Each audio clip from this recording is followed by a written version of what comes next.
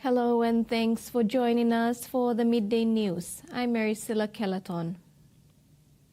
Police Commissioner David Manning has revealed that approximately 4,000 arrests were recorded in 2024 for crimes committed throughout the country. This is 2,000 more arrests compared to 2022 that indicate the increase in law and order problems around the country. The Commissioner revealed this during the National Development Forum on Law and Order, hosted by the Consultative Implementation and Monitoring Council, or CIMC, yesterday in Port Moresby. Manning said the increase in the number of arrests is caused by social disorder and calls for the community to change their mindset and behaviors. He said police play their part to maintain law and order, but it requires the community to help police implement law and order in the community. Manning said the increased number of arrests is part of the many challenges the RPNGC faces. Our police force has a critical role to play. There's much work that has been done to better our police force, and there's much more to do. In 2024, police effected over 4,000 arrests across our nation. That is more than double the number of arrests in 2022. Despite increasing number of arrests, certain crime types continue to grow. Violent offences, sexual offences and drug offences, to name a few. In particular, continue to inflict harm on our communities. It's very much well documented. As Commissioner, I've removed more than 500 unprofessional and compromised members. We've built up the effectiveness and prominence of professional standards through the establishment of Internal Affairs Directorate headed by an Assistant Commissioner, first time since we started the Directorate. Manning stated that the police force will continue to fulfill its mandated role, but it requires the support of the community, private sector, development partners, and the government to collaborate with them in upholding the rule of law in our community. Meanwhile, recommendations gathered from the forum will be presented to the government for implementation with a view to changing the narrative in order to achieve improved livelihoods and well-being of the people, build community safety and peace for the children and their children. Tracy Pa, Tvwan News. With only 3 weeks to go before the issue of writs and nominations open for the 2025 local level government elections, there is still no funding given to the Madang Provincial Electoral Office to prepare for this event. According to the Provincial Election Manager, Sponsor Navi, groundwork has already been done and is now awaiting funding to put into motion logistics and support to carry out the elections on the dates as accorded by the Papua New Guinea Electoral Commission. Data updating for all the LLGs in the province has been completed with polling schedules and the appointment of written officials done as Madang Province prepares to conduct the LLG elections. Provincial Election Manager Sponsor Navi is now calling on the government to release election funds for the province, stressing that they cannot afford to delay the process anymore and deny the people their constitutional right in participating in the elections. Preparation for the election is well underway, and we are ready to conduct the election. The only thing is if the government is going to give us the money quickly, because we have only about 3 weeks left for the issue of it. So if there is a delay again and then we are denying our people's right to elect their level government. Madang province has made a funding submission of 3.7 million kina to the Electoral Commission for the conduct of elections in the province. Mr. Navi also indicated that they have sent an additional 2.1 million submission to the Madang provincial government for counter-funding. We also did a submission for the provincial government for counterpart funding. The submission is now with PEC, and hopefully PEC will sit shortly and endorse the funding that is to our office for the election purposes. We are still waiting for that as well. Furthermore, there are outstanding allowances not being paid to 3 LLGs from last year's Common Roll update, which has led them to withhold their data. Gama in the Usino Bundi, Transgogol in the Ambenob, and Yawar LLG in the Bogia district have withheld their data updates until payment is processed. We are hoping that government give us the money to pay these allowances, because the 3 LLGs that are holding back the data is because of the allowances. They want the allowances to be paid. If the allowances are paid, all the remaining data that is still out there in the field will be returned to us. The LLG elections will start on the 24th of April with the issue of writs, polling expected to start on 21st June, and the return of writs scheduled for 25th July 2025. Ruth Rungula, TV1 News. In addition, the Madang Electoral Office also needs another 5.3 million kina to jointly run the by-election for Usino Bundi district. Election manager Sponsor Navi thinks that this by-election should be conducted concurrently with the LLG elections. Navi is requesting that money must be made available so that if need be, both elections can be carried out at the same time. I believe will be conducted with the LLG elections, but we'll see what happens in the next few days. Maybe they will set another date for the by-election. Just hopefully the government give us the money and we can run the election, because there are a lot of things that is supposed to be done. More districts have come forward to acquit the use of their district service improvement program funds for 2024. Angoram district in the East Sepik province presented its 2024 acquittals to the Department of Rural Development and Implementation yesterday. The presentation was done by local member and Minister for Forestry, Salio Waipo, who underscored the persistent challenges faced by rural districts in service delivery due to constrained funding. He emphasized that rural districts like Angoram require increased budget allocations to effectively meet the needs of their communities, especially in critical sectors such as education and health. Slow monies, I come slowly, not on time. Even our DDA, through our DDA, we procure or have a resolution passed for some projects that we have, but due to the financial constraints, monies are come easy, but we roll over funds.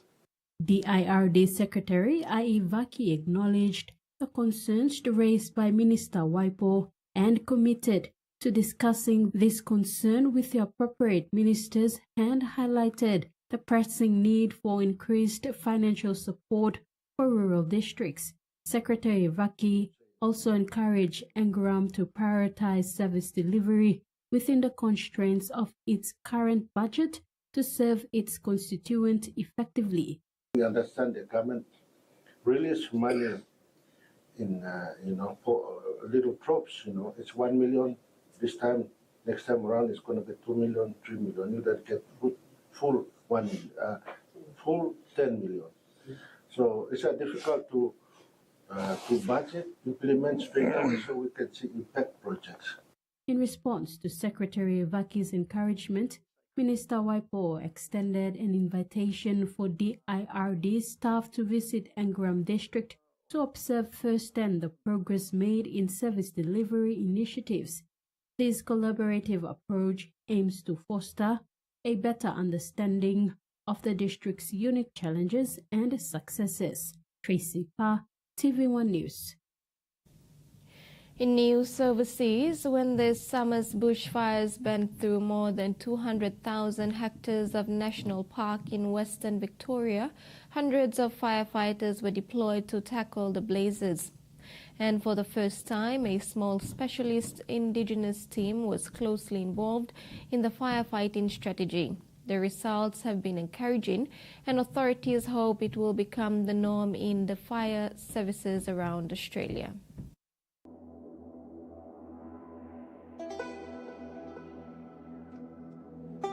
Surrounded by blackened tree husks, Jake Goods and Damien Scurry fear the worst as they approach the Billamina Rock Art Shelter. And you look around and it's just total devastation. You just go, how? A nuclear bomb went off in here, that's what happened. But amazingly, the art is unscathed.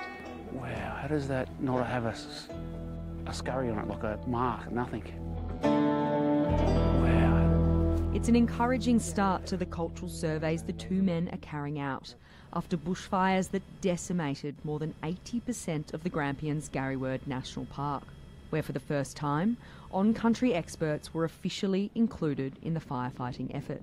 We've been able to, like I said, gather and protect a lot of those sites when time has allowed us to do that, but also, I guess, provide a lot of, direction and support to the operational, people on the ground around where sites might exist, why we need to protect it. The specialised team did delicate manual labour, wrapping big trees in sheets of silver foil, removing smaller vegetation by hand and pruning shrubs. Guys put some thermogard around it to protect this tree. It's practically insulation with a foil coating on it that repels heat. It's only sort of new technology stuff at the moment, but we definitely see the benefits of using it in the protection of culturally modified trees or scar trees. Using any kind of heavy machinery in here would be devastating, particularly because of the art site and the landscape. 100 kilometres away at the Little Desert National Park, more than 93,000 hectares were burned. Seeing the damage these bushfires have caused in the Little Desert National Park makes you realise just how important this work is in protecting the region's cultural heritage. These on-country experts hope this fire season, while devastating, can become a blueprint for firefighting strategy.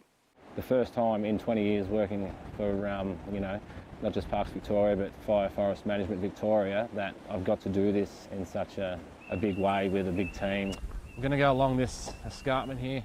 Authorities say culturally sensitive firefighting is still highly misunderstood among Australian firefighters. One day I hope to see them taking lead roles in our fire operations, not just be a cultural heritage department as a bolt-on to our overall operations, but really integrated and lead what we do and how we do it.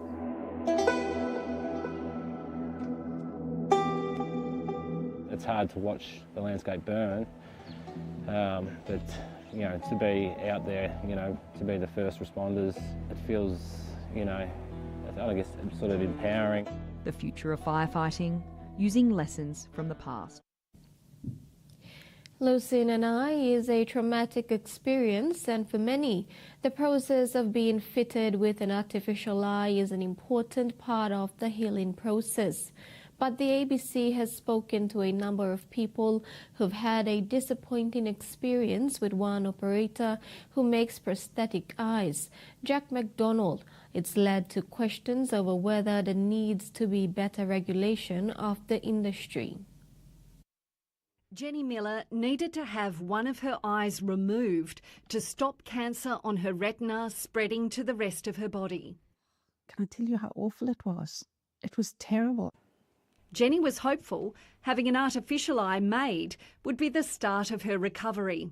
She made an appointment with ocularist Jack McDonald, who operates out of a number of offices around the country, including Hobart, making prosthetic eyes, fingers, ears and noses.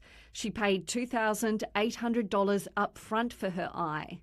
When she went for a fitting months later, it was too big, bulgy and uncomfortable. So that was when you were indicating that it was pretty sore. Jenny says Jack McDonald made attempts to adjust the eye, but it remained unsatisfactory and she lost faith in the process. I normally just power through and try and see the light at the end of the tunnel, but perhaps it's come at the end of a long journey and it's just not fair. Jamie Beverley says he had a disappointing experience with Jack McDonald. They just didn't look right. They were either too small, not aesthetically looking. The iris was in the wrong spot. You'd either look like you were cross-eyed or you're looking at the ground. It just was not professional the way it should be. Peter Knowles is the president of the Ocularis Association of Australia. He's received 9 formal complaints about Mr McDonald. Many shared common themes. Promises being made and not delivered on, and then goods being provided, or artificial eye in this case being provided, which is not fit for purpose. It's either unsightly, uncomfortable, at times painful. There's no government regulation covering ocularists in Australia. Mr Knowles says it's not been a problem until recently. Regulation, will it happen? Maybe. Would it help? Possibly.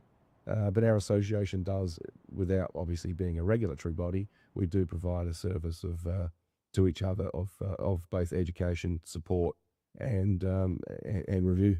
Jack McDonald is not a member of the Ocularis Association of Australia, and he is not required to be. He has not answered the ABC's request for a response to concerns. Back home in sports, cricket PNG has announced Tim Nielsen as the new coach for Barramundis and also as Cricket PNG's high performance manager for the year. With a wealth of experience in coaching and performance management, Tim is expected to steer the PNG national team to more success. He has taken over the role from Tatenda Taibu, who had been in charge of the team in the last 2 years. According to Cricket PNG, Tim's appointment marks a significant milestone for the organisation as they continue to strive for excellence in the national team's performance and development.